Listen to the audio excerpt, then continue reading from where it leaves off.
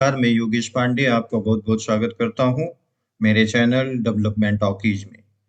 तो session start करने से पहले मैं अपने गीत को प्रस्तुत करता हूँ, आप एन्जॉय करिएगा और ये मेरे और आपके मन में एक उत्साह पैदा करेगा आगे कुछ करने के लिए। Thank you.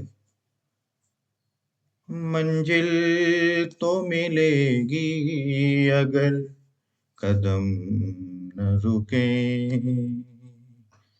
मंजिल तो मिलेगी अगर कदम न रुके कुछ रोशनी तो होगी अगर दिया न बुझे मंजिल तो मिलेगी अगर कदम न रुके लिखना है ऐसा गीत कि गाती रहें सदियाँ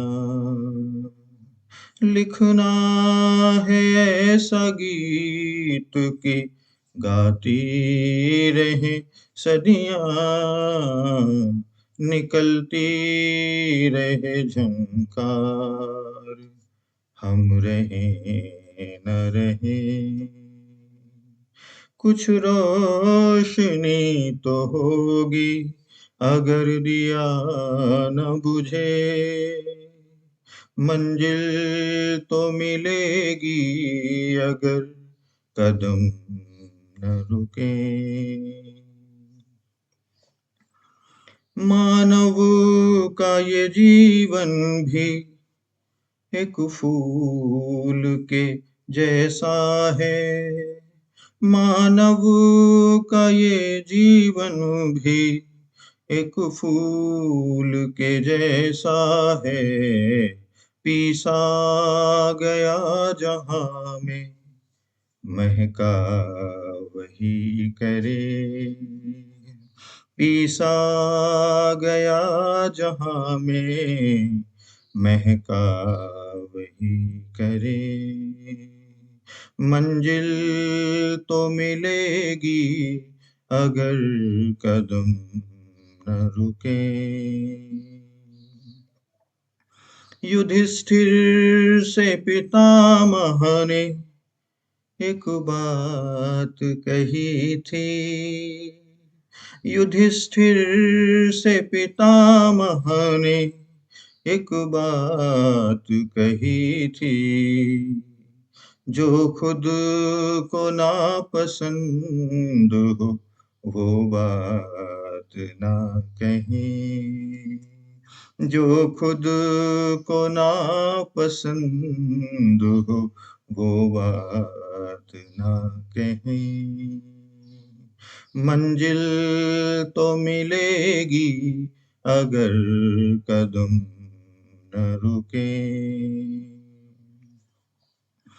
सच से बड़ी ताकत कोई नहीं जहां में सच से बड़ी ताकत कोई नहीं जहां में हमको है रहना सच में कोई रहे न रहे हमको है रहना सच में कोई रहे न रहे कुछ रोशनी तो होगी अगर दिया न बुझे मंजिल तो मिलेगी अगर कदम न रुके अंतिम अंतरा प्रस्तुत कर रहा हूँ कठिनाइयों से डर कर जो भागते नहीं कठिनाइयों से डर कर जो भागते नहीं मंजिल उन्हें मिले मंजिल उन्हें मिले चमका वही करें मंजिल उन्हें मिले, चमका वही करें। कुछ रोशनी तो होगी अगर दिया न बुझे, मंजिल तो मिलेगी अगर कदम न रुके, मंजिल तो मिलेगी अगर कदम न रुके। तो मित्रों, डेफिनेटली मंजिल मिलने वाली है और मेरे साथ आप आगे बढ़ते रहिए। मैं आपका साथ बराबर दूंगा। Thank you very much friends. Welcome back to my channel development talkies. मैं योगेश पांडे आपका बहुत बहुत स्वागत करता हूं। आइए आज के इस वीडियो में हम एक नए चैप्टर, एक नए अध्याय का शुभारंभ करते हैं, जिसका नाम है डीबीएमएस विद माई एसक्यूएल। ठीक है, तो सबसे पहले हम अंडरस्टैंड करते हैं कि व्हाट इज डेटाबेस, कि डेटाबेस क्या है। ठीक है, तो एक एग्जांपल लें, जैसे कि आप फेसबुक में अपना अकाउंट बनाते हो, अपना नेम इनपुट किया, यूजर आईडी बनाया, पासवर्ड डाला, ठीक है, और उसके बाद क्रिएट कर लिया, राइट। जैसे ही आप क्रिएट बटन पे क्लिक करते हो, जो कुछ भी डेटा होता है वो इंटरनली जाके फेसबुक के डेटाबेस में स्टोर हो जाता है। ठीक है, तो यानी कि डेटाबेस क्या हुआ? डेटाबेस हुआ डेटा का वेल ऑर्गेनाइज्ड स्ट्रक्चर। वो डेटाबेस है जहां पे आप डेटा को स्टोर कर सकते हो, डेटा को रिट्राइव कर सकते हो, डेटा में मैनिपुलेशन कर सकते हो। ठीक है, और इस डेटाबेस का यूज कहाँ पे होता है? डेटा को एनालाइज करने के लिए यूज किया जाता है। सपोज करो कि जैसे आपने फेसबुक में कोई रील्स देखी, कोई पोस्ट देखा, आपने क्लिक किया, आपने लाइक बटन में क्लिक किया, और आप देखोगे कि उसका जो लाइक का इंक्रीमेंट है वो बढ़ जाएगा, 1+ हो जाएगा। ठीक है, क्यों हुआ? क्योंकि ऑलरेडी डेटाबेस में उसके क्लिक्स, किसने लाइक किया है, उसका काउंट वहां पे स्टोर है। तो इसलिए जैसे ही आप क्लिक करते हो तो उसमें एक वो प्लस कर देता है। ठीक है, तो वहां पे आपको शो होता है कि ये इतने लाइक इसको मिले हैं, इस वीडियो को या इस पोस्ट को, इस रील्स को। ठीक है, तो इस तरह से डेटाबेस का यूज हुआ और डेटा एनालाइज करने के लिए। तो आइए थोड़ा सा इस पे और भी डिटेल में आगे देखते हैं इसे।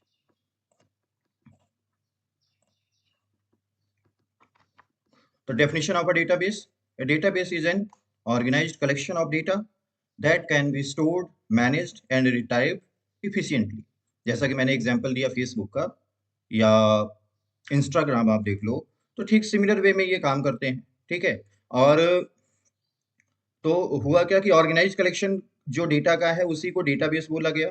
ठीक है, और उस डेटाबेस में डेटा को स्टोर करना, मैनेज करना या उससे इंफॉर्मेशन रिट्राइव करना यानी निकालना इफिशिएंटली किया जा सकता है, यानी इजीली उसे ये काम किए जा सकते हैं। ठीक है, आगे बढ़ते हैं। इंपॉर्टेंस ऑफ डेटाबेस, तो इसका इंपॉर्टेंस क्या है कि efficiently stores and manage data. Data को इफिशिएंटली स्टोर करने के लिए और मैनेज करने के लिए हम इसका यूज करते हैं। ठीक है, ensures data integrity and security. Database जो है ये इंश्योर करता है कि किसी को भी पब्लिकली डेटा इस तरह से जो आप अलाउ ना करो वो डिस्प्ले ना हो, और सिक्योरिटी रखता है डेटा की। सपोर्ट्स मल्टीपल यूजर साइमल्टेनियसली, तो मल्टीपल यूजर्स को सपोर्ट करता है। सपोज करो एक पोस्ट है, और एक पोस्ट को आप, फेसबुक का ही हम एग्जांपल अगर ले रहे हैं, तो एक पोस्ट है, तो एक पोस्ट देखिए वो कितने लोगों को दिख रही है, और कितने लोग उसमें लाइक और कमेंट या जो कुछ भी है, लाइक डिसलाइक कमेंट जो कुछ भी कर रहे हैं, तो उसी को सब वो, तो ये किसके बिहाफ पे हो पाता है? डेटाबेस के बेस पे हो पाता है। ठीक है, यानी supports multiple users simultaneously. Enables data retrieval and reporting.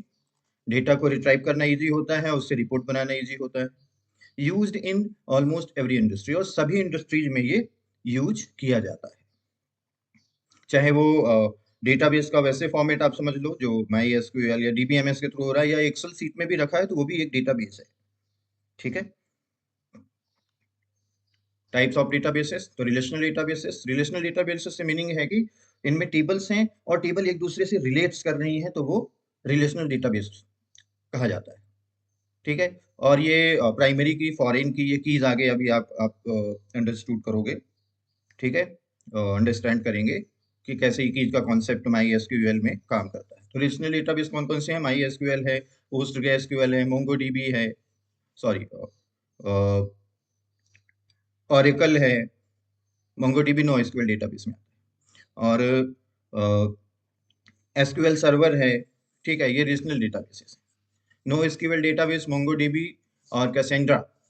तो इनमें बेसिक डिफरेंस ये है नो एसक्यूएल डेटाबेसेस में कि उसमें नो एसक्यूएल डेटाबेस में रिलेशनल मेंटेन नहीं होता है। ठीक है। और ये फास्ट परफॉर्मेंस के लिए यूज किया जाता है, but widely relational databases use किए जाते हैं। उसी तरह ग्राफ डेटाबेस है, नियो 4J, की वैल्यू स्टोर्ड, रेडिस डेटाबेस है। ठीक है। तो इस तरह मल्टीपल डेटाबेसेस इंडस्ट्रीज में अवेलेबल हैं और अपने यूज के बेस पे वो यूज किए जाते हैं। डेटाबेसेस बस स्प्रेडशीट यानी कि जैसे एक्सेल का जो शीट होता है, रो और कॉलम उसमें होते हैं, तो उसे वो स्प्रेडशीट कहलाता है। ठीक है। और डेटाबेस में है जैसे कि डेटाबेस टेबल हो गई, तो वो डेटाबेस है ना। तो यहाँ पे देखते हैं कि databases handle large amount of structure data efficiently. जो डेटाबेसेस हैं वो large amount of data handle करने में कैपेबल होते हैं, बट स्प्रेडशीट लिमिटेड साइज के डेटा को एक्सेस कर सकते हैं या उसमें ऑपरेशंस कर सकते हैं। ठीक है। और डेटाबेस जो है वो फास्ट होता है, ज़्यादा उसमें सिक्योरिटी या इंटीग्रिटी रहती है। उसी तरह से जो स्प्रेडशीट है वो फास्ट नहीं होता है। ठीक है। जैसे ही आपने 1000 से ज़्यादा रोज उसमें रखे स्प्रेडशीट में, तो वो स्लो काम करना शुरू कर देता है। ठीक है। तो और सिक्योरिटी इतनी मेंटेन नहीं होती है। ठीक है। स्केलेबिलिटी नहीं होती है। स्केलेबिलिटी से मीनिंग है कि अगर अभी आप आज के टाइम पे आपके पास डेटाबेस में 10 यूजर हैं, तो भी वो उतने ही परफॉर्मेंस पे काम करेगा।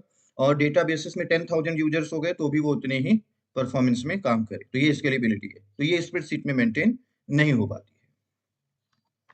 तो real world application of databases, तो रियल वर्ल्ड में कहाँ कहाँ डेटाबेसेस यूज किए जाते हैं? तो almost all the industries are using databases.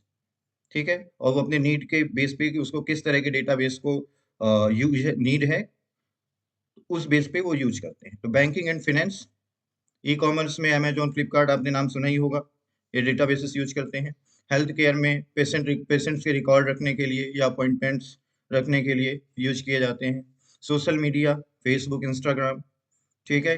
इनमें डेटाबेसेस यूज किए जाते हैं यूजर्स की डिटेल रखने के लिए। ठीक है। और इसी तरह होटल मैनेजमेंट और भी मतलब हर जगह डेटाबेसेस का यूज होता है। ठीक है। तो मुझे आशा है कि मैं डेटाबेस को समझा पाने में सक्षम रहा हूँ और आपने इसे समझा है ढंग से। ठीक है। तो आगे हम इस चैप्टर को आगे बढ़ाएंगे धीरे धीरे। अब हम प्रैक्टिकल की ओर बढ़ेंगे और ज़्यादातर प्रैक्टिकल करेंगे, जिससे कि आपका प्रैक्टिकल इफिशियंसी ढंग से बढ़ सके और आप अच्छा कर पाओ। ठीक है। तो आज की वीडियो में इतना ही। अगर वीडियो अच्छा लगा है तो एक लाइक कर दीजिएगा और साथ ही अगर आप नए हैं तो मेरे चैनल को सब्सक्राइब कर लीजिएगा। Thank you very much.